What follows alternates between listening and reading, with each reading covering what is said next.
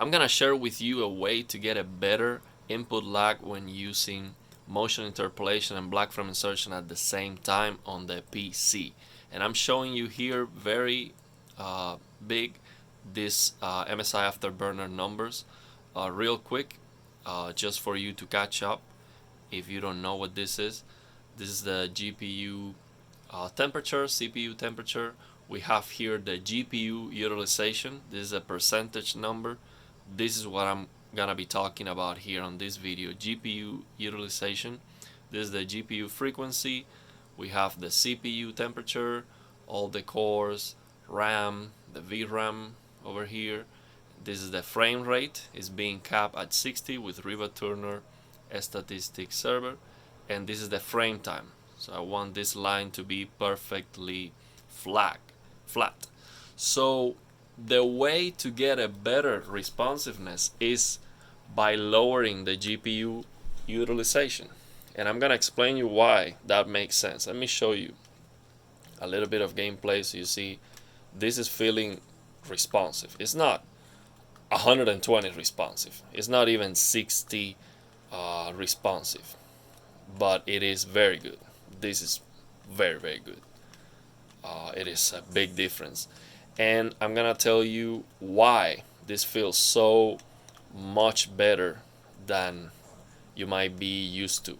If you tried my motion clarity settings, you might think, man, that's not for every game because it doesn't feel responsive enough. And you might be using it, but just a little bit in some games. But you can see on this video how responsive. I mean, this feels super responsive. I have no issue whatsoever playing the game like this.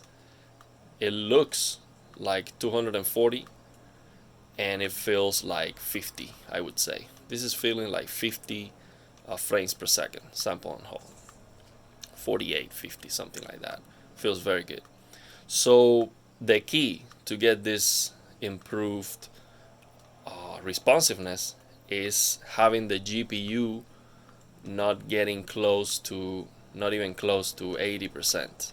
So when the GPU is not being utilized heavily, you have a lot less input lag. So what ultra low latency mode does is improve the input lag when the GPU is at 100%, basically 99, 100%. But when the GPU is not even close to that, the input lag is a lot better. So you might think, man, but why would you leave so much more performance on the table? That makes no sense. Why would you cap the frame rate? The GPU is not even being fully utilized. Why would you do that? Okay, well, let's not do that. For example, if I do not cap the frame rate, and I am 4K DLSS right now, DLSS quality, and a combination of ultra settings and high settings on the game, and no ray tracing, of course. So if I do not cap the frame rate right now, for example, the GPU is being utilized 51%, sometimes 60%, 61%.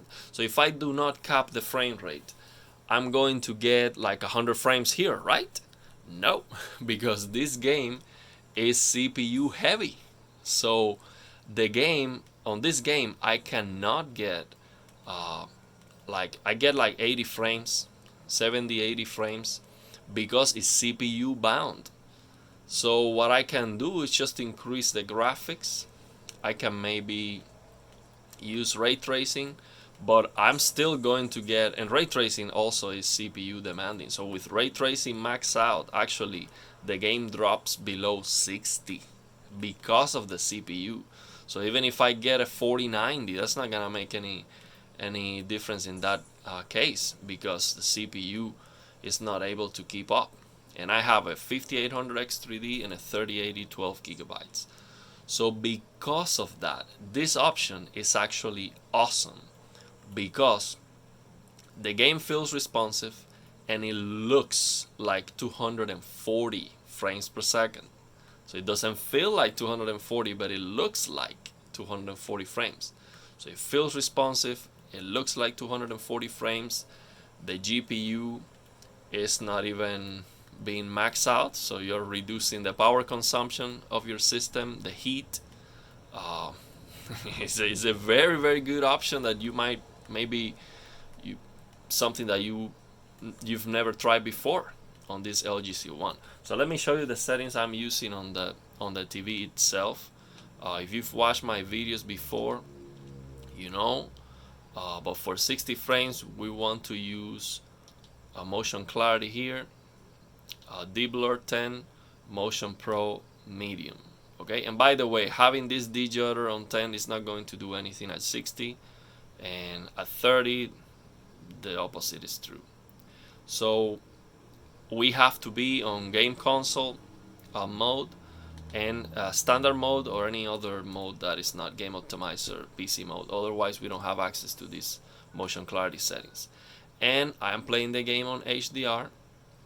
I have tone mapping off, and the brightness, this game has the black level raised, so that's why I have the brightness in 44. So tone mapping off, and the game, this is a 4000 nits mastered game for HDR. So let me show you the settings on the game. For HDR I am using 4000, so that's to prevent double tone mapping. So we do not want to reduce this and then the TV has to do tone mapping on top of that. We're gonna use 4000, dynamic tone mapping off on the TV. So that dynamic tone mapping off on the TV is doing tone mapping, and the target is 4000. The roll off point is 250 nits. That's not why I have this in 250 nits. You can actually increase this to get more brightness, but just to give you that information, the 4000 dynamic tone mapping off target has a 250 nits roll off point, which basically means that's the point where the TV is no longer following the EOTF, PQ EOTF. So it is following that EOTF until 250 nits, and after 250 nits it starts to roll off, which means basically that translates into not every single highlight being as bright as HGIG. Only the highest 4000 nits highlights are going to be 800 nits, equivalent to 800 nits, which is the maximum peak brightness of this LG C1. But to not deviate from from what I'm talking about, let me show you the settings on the game. Settings that I'm using. So ultra settings, just the shadows on high, reflections on high, and you see I am using the LSS quality, 4K, lock the refresh rate of the game to 60. And this is the best way to play this game on my system with my TV, in my opinion. Because the motion clarity is just unreal. It is something that you cannot achieve with any gaming PC, even if you get the 4090, even if you get the Ryzen 7 58, whatever, the latest Ryzen CPUs coming, it doesn't matter. There's no way in this world you can get 240 frames in this game with these settings. Just impossible, especially because of the CPU. So I am getting a motion clarity here right now that is just out of reach for any system, and it feels responsive. If it feels responsive enough, it feels very good actually. And the reason why it feels like that is because the GPU is not being fully utilized. For example, if I do this, let's see if we can do a comparison. Let me show you. See if you can notice any difference. I'm going to increase the resolution in just a moment. So you see how responsive it feels. It's very difficult. You can't see it. I can definitely notice that. So I'm going to increase the resolution of the game. So I'm gonna do 5120 by 2880, which is an NVIDIA Deep Learning Super Resolution that looks amazing. And the reason why I'm doing this is so the game gets the change for the 60 Hertz. So now, oh, the difference is huge. And let me show you actually that I'm getting 60 frames. But this doesn't feel as responsive. It's not even close. And you see the GPU is 75%, 78%, so it's not even close to 100%. Well, now it is 89, 99. Now it is. But it feels like the difference is bigger. So this difference, the responsiveness difference, it is bigger than when you use boost mode. So if you have the frame rate locked to 60, and you turn on boost mode without any motion clarity settings, so you can turn on boost mode, this difference feels bigger than that difference. So that boost mode, when you lock the frame to 60, is supposed to give you like 9 milliseconds, something like that. So boost the responsiveness. So I'm not saying this is more responsive than that. What I'm saying is that the difference between having the GPU working at 84, 79, 90%, the responsiveness between that and what I was using is a bigger difference than the responsiveness between 60 without boost mode and 60 locked with boost mode. That's what I'm saying. This doesn't feel as responsive. It still feels good enough to play. And it looks a lot better because now the aliasing is just like the sharpness of the image is just insane.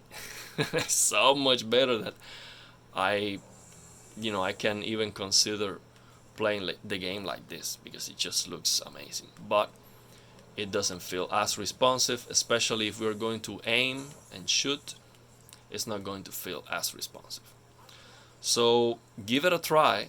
If you have a high-end gaming PC, give it a try. You might think, oh, I am leaving performance on the table, but if you cannot get 100 to 120 frames anyway, yes, you're going to get a little bit better responsiveness, but if you're getting 70 to 80 frames per second on the game because it's CPU bound and the GPU is not going to be utilized fully anyway, and you have to increase the graphics settings to have that GPU fully utilized, I think this is a better option because it looks like 240, it feels like 50 maybe, like 50 frames, and it plays very well. It plays very well, it looks amazing, and I think it is the best option. Let me know what you think about. Maybe this was too complicated for somebody who is new to PC gaming. You can ask me any questions. I'm always here to help. And yeah, if you have any questions, just let me know. If you're thinking on getting a gaming PC, you can also ask me what's the best GPU, the best CPU. I'm planning to also talk about that because that's something that I know and things that I can share with you.